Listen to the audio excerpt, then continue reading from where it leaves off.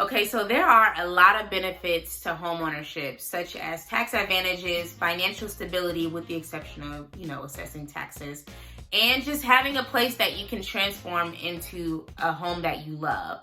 But there are some things that I do not like about homeownership, and I'm going to talk to you about them today. So today's video is about the 4 things I do not like about homeownership. And I just want to be honest and candid with you guys. So sit with me. I'm going to have a little story time. But before we jump in, if you're new here, hey, my name is Jocelyn and I am the founder of Real Estate Prep, which is a community for first-time home buyers that are looking for the tools, tactics, and resources they need to confidently make the biggest purchase of their lives, and that is usually their first homes.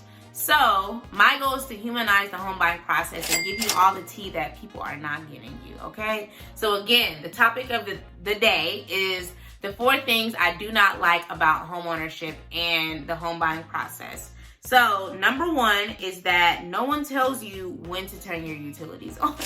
So when I moved in, I had all my utilities turned on with the exception of internet, of course, because the builder was in here. They were finalizing things. They needed to test the water. We needed all of that for inspections and the final closing.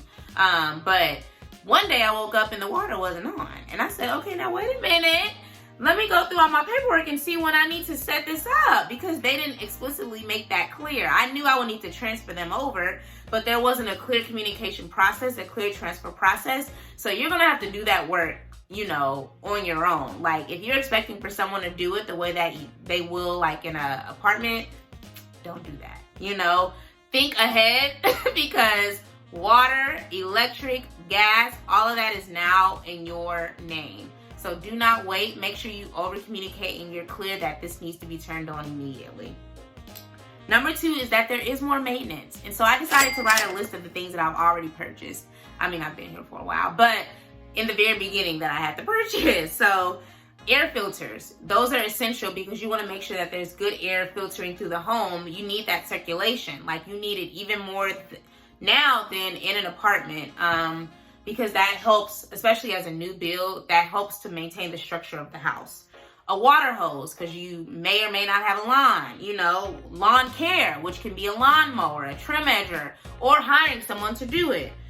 A refrigerator, a freezer, common things. You need to keep your food stored. You can't expect sellers to give you that. Like, make sure that that's explicitly clear if they decide to give it to you. And a washer and a dryer. Some people, again, get this. I did not get that. I had to buy everything from scratch. And this is another pro tip, a bonus tip on top of number 2, which as it relates to maintenance, is that you want to make sure that you know the connector, the type of connector you have for your dryer. So when I initially checked and when I did my final walkthrough, my builder told me I had a gas connector. I wanted gas because gas is cheaper. No, I did not have a gas connector. I ordered the darn gas dryer. The gas dryer got here. They said, oh no, we cannot do anything with this, girl. You have an electric connector.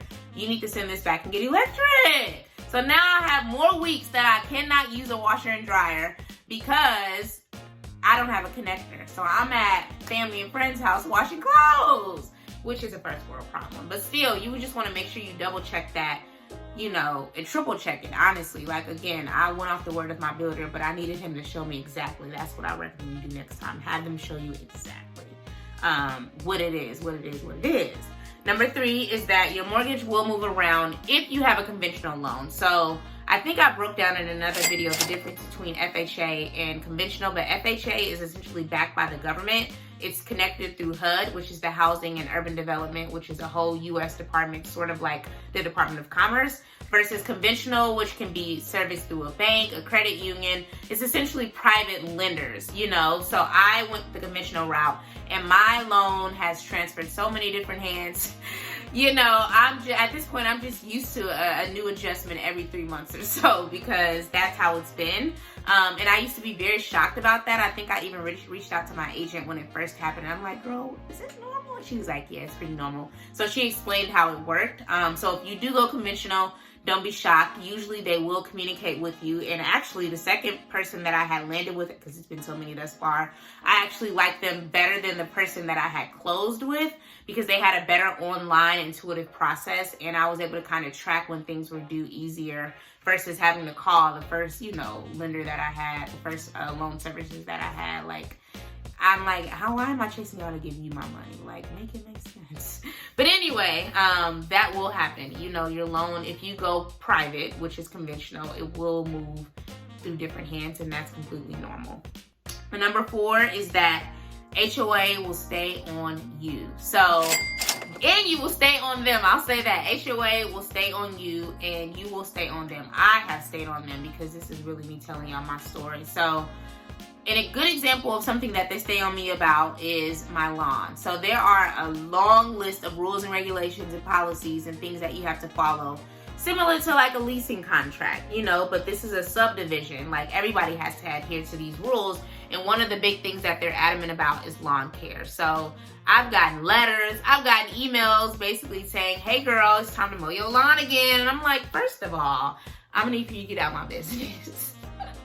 But, you know, they want to maintain, you know, I guess the value. I don't know what they're trying to flex. Like, I don't really know what the rule is, but I get it. You know, they want everyone to have a cohesive lawn.